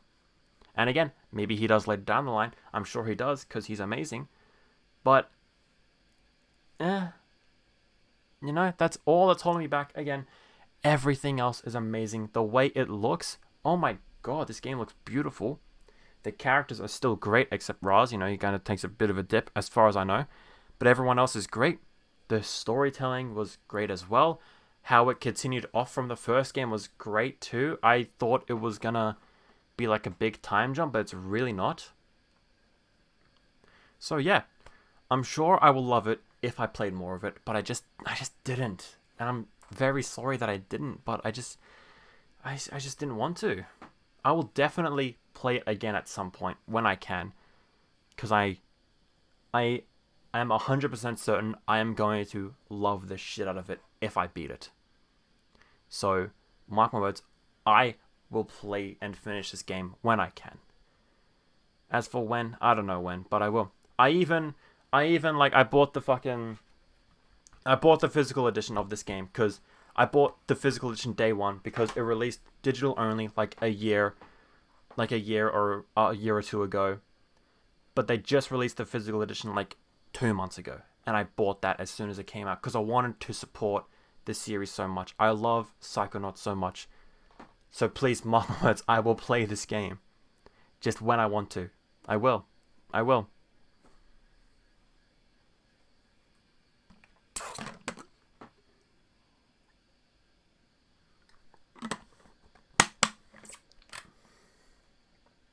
Okay. Next up, we're getting very close, only 6 games left. Next up is Overwatch 2. I had never played the first Overwatch. And I'm kind of glad I didn't. Because what I hear, it was great in the beginning, and then more updates came out, and everyone just kind of went, eh. What I like is that they made this game free to play, and if you're someone like myself who doesn't really give too much about the gross microtransactions that they do, you can just have your fun with it. If you delve deeper and you actually cared about like the Overwatch community and stuff like that, then it's completely warranted. Like the skin situation, like they overcharged so much shit for like skins and like loot boxes and stuff like that. I don't know if they still do loot boxes. Again, I didn't care too much about looking into that side of the Overwatch controversy. All that I saw was fun new free game to play with friends. And you know what? It's a very fun game to play with friends. For the most part, I would say it goes just below Call of Duty.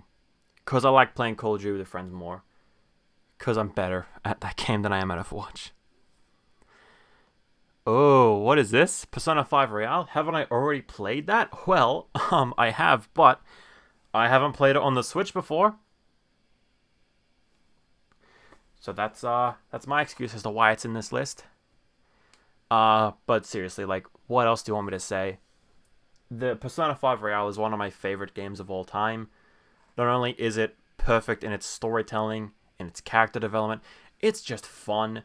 It's the best Persona game in terms of gameplay. It's the best Persona game in terms of its own unique style. They spent so much time on this game to make it what it is, and I'm glad that it released in the state that it did. not only for vanilla Persona 5, but also with Persona 5 Royale.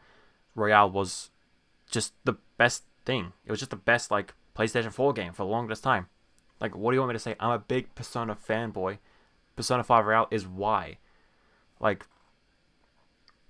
that's all I can say about the original release of 5 and 5 Royale.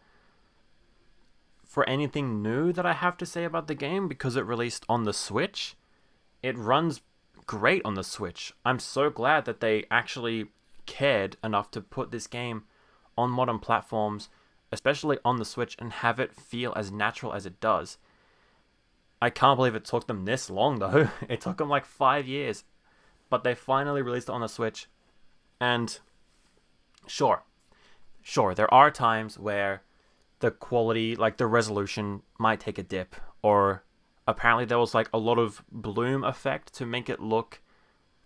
Apparently there was like a lot of bloom on the game to not make it look as downgraded. I did notice more bloom, but I didn't care too much.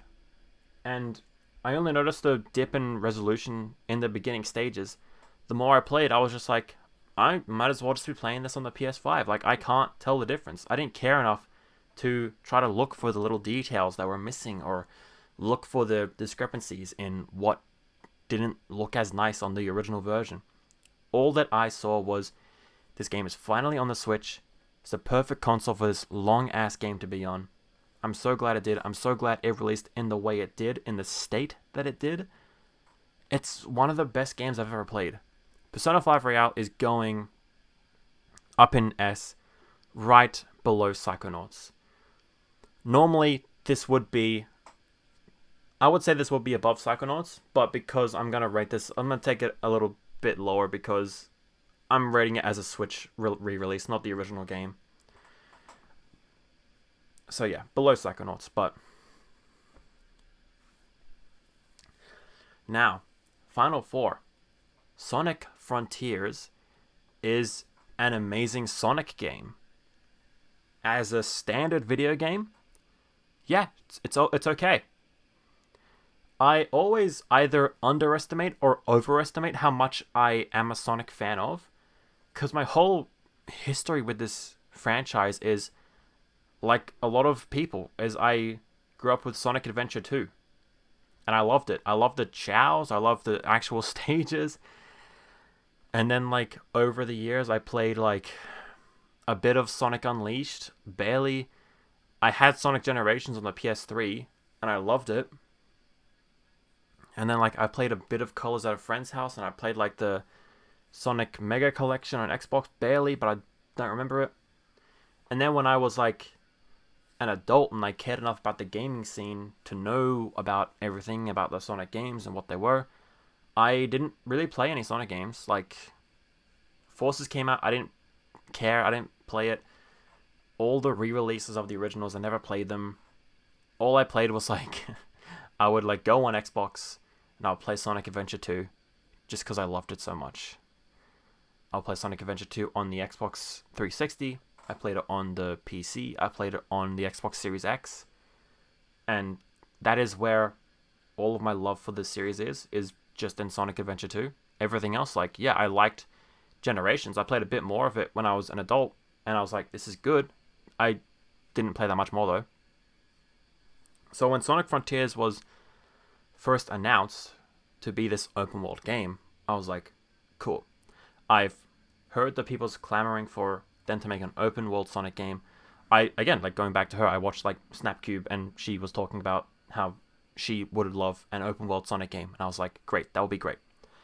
Then when more of the game was coming out, I was watching the fucking forest fire of a press release they were doing when they'd have the IGN clips of them not knowing how to play the game and using an early build that looked terrible. I was there for that, and that was very funny to witness. But as time went on and they were releasing more and more about the game and, like, what the combat is like and what the world could be like and all this, I actually got myself a bit invested into it. I was keeping track. I was watching. I was like, this is pretty cool.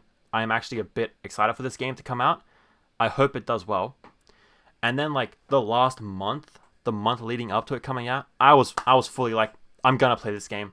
I want to play it. This looks so fun to play. And then It came out. I bought it day one.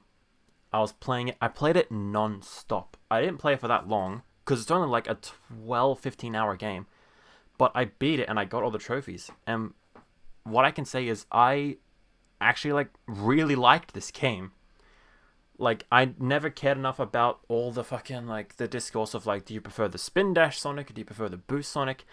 I guess I'm more of a spin dash because I just grew up with Sonic Adventure 2. But I didn't put my, like, foot down with anything. I didn't care too much. Playing this is one of the better Sonic games in all time. Like, I would say it's better than Generations, even. Because Generations is fine, but it's, like, very short and it just plays, you just play levels that already exist. Sonic Frontiers, like, yeah, they have the cyberspace stuff where you just play old levels, but they kind of remake them in the Frontiers whole style, and yeah, they are the weaker parts of the game, but you really don't need to play that much of them. As for anything else I can say, like, the game was presented very well. The story was, like, good. For a Sonic game, was great. For a video game, it was, like, you know, pretty good. The voice acting was great. One thing I noticed immediately was how Sonic's voice was a lot deeper, and that was very strange for the beginning, but you eased into it like very quickly. And then you play through the open zones, and the open zones are fun as hell, and then you play the cyberspace space, and then you play the cyberspace stages, and you're like, this is less fun as fuck, but it's still, you can still enjoy it. Then you play the final bosses in each zone, and you're like, oh my god, this is amazing. The music is amazing. The gameplay is amazing. And then you get past the first 3 islands, and you're playing the final 2, and you're like, I just want this to fucking end. The first 3 zones are so fun and so unique. And then you get to the 4th island, and it's just climbing towers, which was actually quite, like, intense, and it was fun. Especially because, like, I fell off the towers a couple times, and just so much progress can get erased just like that. That was interesting. And the story picked up there the most as well, and that was really cool. And then the final zone comes out, and it's just another grass place, and you just want to get through it as quick as possible to get to the final boss. You're like, okay. Don't really care. And then the final boss happens, and I thought it was fine. Not a lot of people agree with that, though. They were like, this is kind of cringe, bro. But the final boss was fine. And you just kind of get it over with. That's all I can say, Like, this is a great Sonic game. I'm glad that it came out. I'm glad it's selling well, too. It's one of the best Sonic games selling in a long, long time. And they said they're going to make more games like this. Like, this is the beginning point of the new era of Sonic or something like that. I'm glad it is, because this is a well-made game. It's a very great first step in the right direction for this. Only problems with it really is just that near the end it trails off, and they could have made this game run a bit better for the PS5. Like, the pop-in is a bit annoying. I didn't care too much about that, but I can't imagine what the Switch version is like. And I liked how easy it was to get the trophies in the game, because it was. Yeah. Sonic Frontiers is a great game, a great step in the right direction. Only things holding it back might have been, like, the budget, maybe. If they had maybe, like, just even 3 or 4 more months to really fix it up, it would have been S. It would have been one of the best games of this year. But, and that sounds like I'm hating it, but no, I would say Sonic Frontiers is right there. It's going to be in A tier, maybe even above Pikmin 3 Deluxe, if I consider it. You know what? Yes, I'm going to say it, yeah. It's better than the re-release of Pikmin 3 Deluxe. It's, fucking hell, I can't speak at all. It's better than the re-release of Pikmin 3 Deluxe.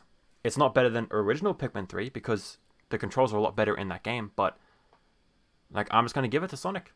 Great year for him. And the movie was fun. The comics are apparently great. I don't read the comics. The game was great. Sonic Origins was fun too, for what it was.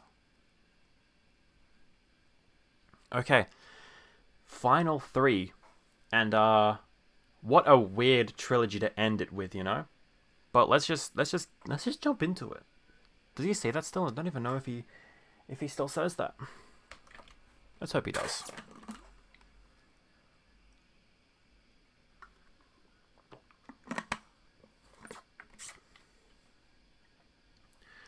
So, first up, God of War 2018. So this game is one of the most cinematic games that I've played in a long time. I've never played a God of War game before, and Ragnarok was coming out, and everyone was excited about that when I was like, ooh, new Sonic game. But then I played Sonic Frontiers, and everyone was telling me, oh, you gotta play Ragnarok. And I was like, well, I never played any of them. And it's like, well, play 2018 then. It's like, okay. So I did that. I was playing it again. One of the most cinematic experiences you've ever seen.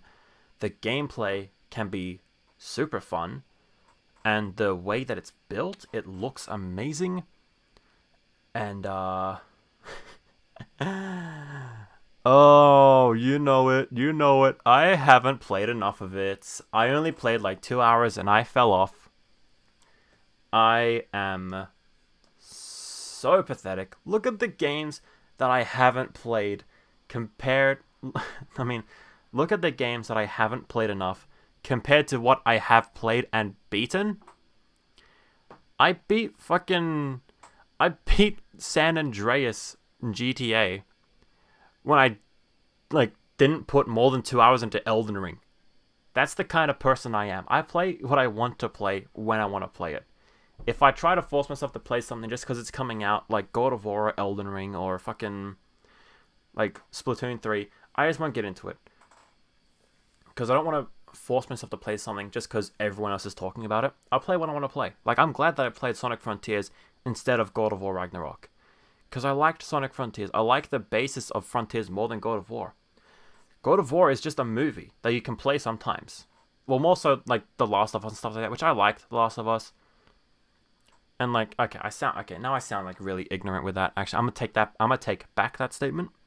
God of War is amazing, I'm sure, and I'll play it when I want to play it. I just made the mistake of forcing myself to play it when I didn't really want to at the time. So, yeah, God of War Ragnarok, solid. It's solid, and I'll play more of it when I want to. Now, Kingdom Hearts 1.5. There's a bit of a story behind why this game is on the list. So, wind it all back a little bit. The reason why I got into... This sounds off topic, but the reason why I got into Persona at all is because one certain friend recommended me the game when I was just out with him one day, and he was like, you should play Persona 5 one day. So I bought it for like $25. I played vanilla Persona 5, and I loved it. And then that spiraled into me playing every single Persona game and making a 2.5 hour long video about the Persona series. And I couldn't be more thankful for him. I couldn't be more thankful to him for showing me the series and getting me into it, because, again, Persona 4 Golden, my favorite game of all time. Persona 3 Fez, Persona 5 Royale, some of the best games I've ever played. The next game that he recommended to me was Kingdom Hearts. I was like, yeah, okay, I'll play that sometime. That was about 2 years ago. I never played it. We kept on talking. He was like, yeah, I believe you'll play Kingdom Hearts when you want to. Just like play it when you can, because he was like, it's an amazing game. And I was like, I'll play it when I want to. Yeah, I'm sure it's an amazing game. And then I'd tell him, we were just talking one day, and I was like, yeah, I'm like gonna build a list of all the games that I start playing in 2022, and I swear to you, Kingdom Hearts will be on that list. And he was like, oh, okay, cool, yeah. Months go by, and I'm like, I'm not playing Kingdom Hearts right now. I'm playing fucking Splatoon 3. I'm playing fucking Soul Hackers 2. I'm playing Ghostwire Tokyo. I don't want to play Kingdom Hearts. Cut to 2 weeks ago. I'm drunk. First of all, I'm drunk. I'm talking to him, and I'm like, fuck, I've only got like 2-3 weeks left in the year, and I still haven't played it. I guarantee you, tomorrow, I'm gonna play Kingdom Hearts. The next day rolls around. and I'm finally playing Kingdom Hearts. So I'm playing Kingdom Hearts right now. I'm playing through it. I still haven't gotten that far into it. I'm only like 2-3 hours in. I'm not going to ditch the game like I have a lot of the other ones. What I can say to you is, of what I played, the game is a PS2 game at heart. It came out for the PS2. But this doesn't feel like a PS2 game in some parts. The style and presentation of this game is amazing. Like, it looks great. The colors, how vibrant it can be, is amazing. Like, I've never seen that before. Like, it's so unique in its color palette, in its storytelling, the way it even, like, begins. Like, wow, I'm astounded by it. Ways that it is held back is the gameplay, because I don't really like the gameplay in this game right now. The combat is just pressing one button over and over again, and it's the same animation every single time. And the walking cycle in the game is slow. The camera control is barely there. There's bits like that that remind me this is a PS2 game I'm playing. But even still, sorry.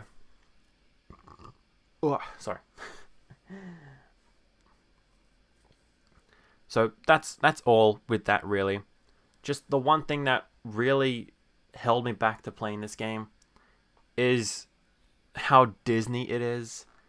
I never really watched Disney movies growing up. Not that I remember. I don't have the love and nostalgia for Disney characters and all that. And I don't want to sit through a long-ass game hearing Donald and Goofy talk so long. And since everyone like loves the game too, I'm sure that doesn't hold people back. And I'm sure it's just myself being like, no, I don't really care about Disney. I don't like that. Like, I'm sure the game is fine in and of itself. Like, even without all the Disney references and stuff like that. Like, even though you go through different Disney worlds, like, it still feels great all on its own, even if you're not a Disney fan. But that bit of how linked it is to Disney characters and Disney places and how PG it feels and all that really holds me back from playing it. Because I didn't grow up with it, and even now I don't really know much about Disney itself, animated movies and stuff, because I haven't watched a lot of them, and I don't care to. So that just holds me back for that. But other than that, Kingdom Hearts I'm sure is a great game, and I will keep on playing it because I'm having fun with it so far. There are little bits that kind of annoy me, but I'm fully prepared to buckle down and play this game when I will play it as soon as possible, like when I'm done with stream, maybe tomorrow, something like that. I'm going to keep on playing it through the year. I hope I finish it, because I'm sure it's going to be a great game. There's just little things that kind of hold me back from playing it, but I made a promise that I will play this game, and I am playing it right now. So yeah. With all that said, I haven't played enough. I want to leave it in that category of haven't played enough. Now, the final game to talk about today, it was a very fitting game to end on for some reason, is Goat Simulator 3. I never played the first one, never played the second one because the second one doesn't exist. But I watched like YouTube videos, like back in like the olden days of YouTube, and I watched like Achievement Hunter play Goat Simulator 1, and I thought that was very funny. And then like the Game Awards happened, or something happened, and a trailer that looks exactly like Dead Island 2 comes out, and I'm like, oh my god, what is this? And then it's goats, and I'm like, oh, that's very funny, but also fuck you, because Dead Island 2. As I said before, I love Dead Island. I'm a massive fan of it. Can't wait for Dead Island 2 whenever it comes out. But that was happening, and I saw it was coming out, and then like out of nowhere, like I was just talking to my friends, and they're like, oh, you should play Goat Simulator with us. It's pretty fun. It's like, oh, that game came out? So I bought it, played it. It is so fucking stupid, but like really fun too. Playing with friends is fun. I actually kind of want to go in, play the game a bit by myself to get like the items in the game they can get, because you can customize the goat and you can do so many weird, funny things that I just didn't have the time to do when I was playing with friends. We're just kind of fucking around the entire map. Yeah, that's enough really to say. It's a kind of game you just kind of have fun with. Like, you don't need to do like a whole deep dive video into Goat Simulator. Has anyone done that? Why would you do that? This is not a game meant to be taken that seriously. You can love it as much as you want, but what else can you say other than funny goat game? You can destroy your friends with it, and it's just kind of funny. Goat Simulator is gonna be put right here is B for Bah, I'm a Goat. Anyways, so with all that out of the way, these are all the games that I started playing in 2022. And looking at this list, I didn't finish a whole lot of them, but I had my fun. What I aimed to do when I started this list at the beginning of this year was to have a wide variety of games to just kind of expand my horizons of what I play, because right now, for a while, it felt like all I was playing was just RPGs, like Japanese RPGs, and the odd occasional fucking multiplayer game with friends. Not a lot of games that I play by myself that I hadn't played before. So I wanted to play a lot of different ones, and I feel like I did. Like, Ghostwire Tokyo was brand new to me, and I loved it.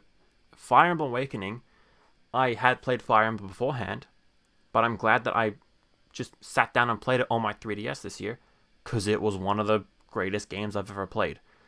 I'm glad that I played Sonic Frontiers for the first time when it came out, because I'd never played that much Sonic before, except like hundreds of hours of Sonic Adventure 2. But this was a brand new game. It was a brand new concept, and I loved it. I loved playing it. I'm glad that I played GTA San Andreas to show myself what shit games feel like. But I look at this list and I'm thinking, okay, there's a wide variety here. I could have put more hours into some of these games to get a better opinion, like, you know, all these fucking things down here. But for the most part, I'm glad of what I played. There are some games that I probably should have played this year that I wanted to, but I just didn't do. None spring to mind right now looking at the fucking game wall here, but like, I'm just, you know, just kind of happy with where this list at. But, you know, I'm just kind of happy with where this list is at. But there is one more thing we have to do. We have to rate the best game and the worst game. First we'll do the worst game, and I already know what it is. It's going to be PUBG. PUBG is the worst game I played this year, by far. I rated Deathwing lower, but the thing is, like, Deathwing was just more forgettable. Like, it's just fucking nothing to play. PUBG was so disgusting to play. I didn't even get the chance to play with my friends. It was so annoying. The game doesn't run well. The parkour fucking traversing the map is so boring. Gameplay, fucking shooting people is unsatisfying. If you ever even get the chance to see someone before you just die. Like, PUBG is one of the worst games I've ever played. I'm not going to play it again. Swear to God. Don't play PUBG, just play fucking Apex instead. I love Apex Legends. I haven't played it for a while because we're too busy playing fucking Warzone. And I have my problems with Warzone, but it's just fun to play with friends. PUBG, dear God, stay away from this game. I get so fucking annoying. Now, let me take a drink of water.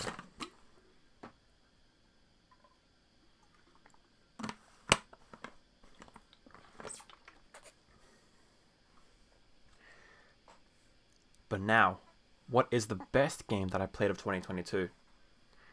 Any of these can contend with it, except maybe Ghostwire. These 6 games were amazing to me. They're all so unique. They're all so innovative. They're so fun to play. I don't know what I want to put, except I'm not going to put Persona 5 Royale because that feels really cheap to do. To just make it a Persona game, because like I've said countless times, I made the video. People know I love Persona. I don't want to kind of just bitch out and make that my favorite game of 2022. The game released fucking 5 years ago. You know, like, it's a 2017 game. I'm not going to do that. So between these 5, and really, like, it's so hard to choose. Fire Emblem. Let's go down the list and just kind of talk about what makes it one of the best games I've played. So Fire Emblem Awakening was like divine grace. Like it was a series saving grace. This was their last chance of making a Fire Emblem game, and then made it the ultimate Fire Emblem game. It's so compact, doesn't drag on for too long. The story is immaculate. The characters, the gameplay is top notch. It's all great, and this is probably the best Fire Emblem game. I like Three Houses more, but I fully understand why everyone loves Awakening like as the best Fire Emblem game, because it might as well be. Just Three Houses is a bit more to it to me. But Fire Emblem Awakening, one of the best Fire Emblem games, one of the best games in general to play, and one of the most dramatic stories that fully work. And this is all on a 3DS, by the way. Like it's a 40-hour game minimum on a 3DS. Like that's crazy, you know? Psychonauts is something I've never seen before, in that its gameplay is next to none. Its story is some of the most memorable. Its characters and art style are by far the strongest attributes of this. Nothing really holds it back. Like, even the system that it's made on, like, you play this game today, the only thing that makes you think, oh, well, it was an Xbox game, so maybe there were some limitations, is just that it's a bit shorter. Like, it's a pretty short game. But even then, that's not even a bad thing. Like, you don't need to make every game 40 hours like Fire Emblem, or like 80 hours like Persona. You can have a short, concise 10-hour game. I think it was like 10 hours to play. And it's just like such a good bite-sized material to play. And it's so memorable. Like, it's one of the greater games that everyone should play. Please just play this. Fire Emblem Warriors 3 Hopes. Kind of the same as Awakening. Great story, great characters.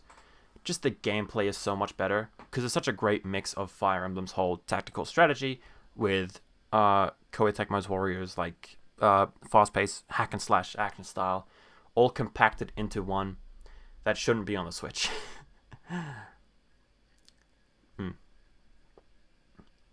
Neo: The World Ends With You is one of the more interesting games, because it's a sequel to a game no one's ever fucking heard of, but it stands on its own as its own perfect game. You can play through the story, the characters, they are great, the gameplay is amazing, but the whole art style and art direction is some of the best, most unique things I've ever seen. The in-game cutscenes are so unique, and just like I've never seen this kind of mixture of low poly art style with like early 2000s fucking street whole aesthetic. It's great. And then Thrill of the Fight is just the best VR game to play, not only in terms of it being fun, but it's also just a great exercise for you to do. So yeah. And then Ghostwire. Ghostwire is an amazing game that came out of nowhere. I didn't expect it to be this good. No one else even thinks that it's this good, but I'm one of the lucky few who fully loves how concise this game is. Like the setting of the whole map, the whole mystery surrounding what exactly happened, the characters, the out of nowhere character design, and all these creatures, and fucking Slenderman's in the game. Everyone said that. But it's great. But of these 7 games, which do I think is the best?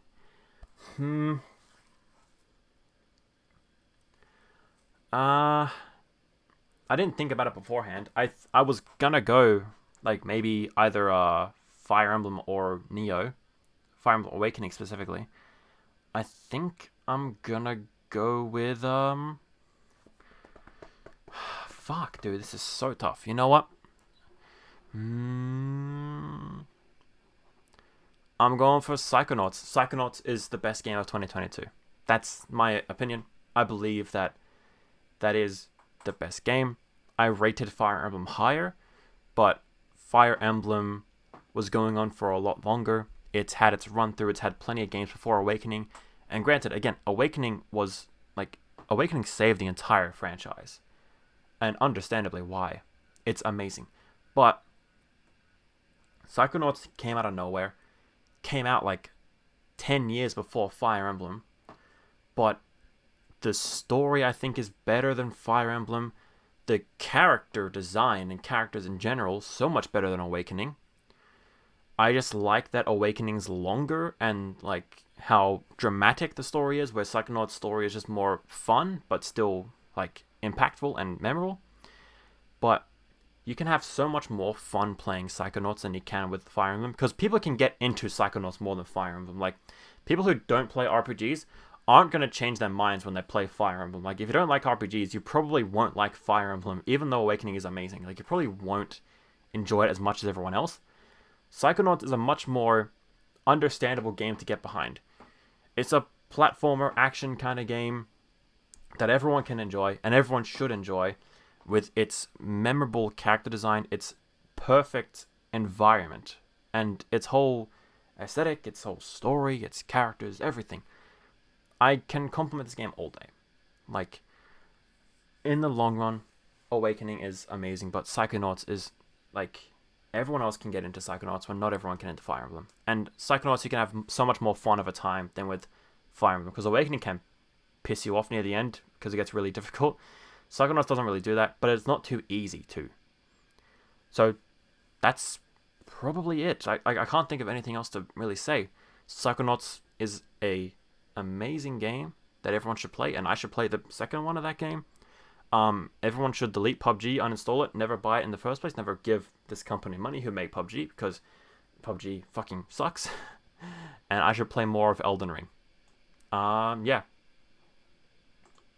Because that's really the final message I want to give everyone. I should play Elden Ring. It won Game of the Year, but everyone knows that my opinion on Best Game of 2022 actually supersedes the Game Awards 2022. So ignore them. Don't play Elden Ring. Play Psychonauts and Fire Emblem Awakening. Thank you. So that was pretty fun. I built this up for a year, just playing games and adding them to the list, thinking of what I would say if I were to make this video, make this stream, and I feel like I said everything I wanted to say. There was a lot of not knowing what I'm talking about and kind of just saying what's off the top of my head, but that's kind of just the beauty of what this whole thing is. Just a little thing to like say my opinions on games that I played this year, because I played a lot of great games this year. So I guess that's it. Yeah, so thank you. I'll probably stream something else. I don't know what. I could play more games. Streaming actually helps me put games on the list. Gives me a reason to play games. Because other than that, like, I don't really play games for myself anymore. Just multiplayer games. So if I stream them, I could have fun with other games. I could maybe stream God of War, maybe finish that. I could stream Elden Ring and finish Elden Ring. There's so much more opportunities, there's so many new opportunities coming to me now that I want to stream again when I get the time. And I'm glad that the thing that brought me back was making this tier list video, because I had a lot of fun making it. I hope you had a lot of fun watching it. So, thank you, and goodbye.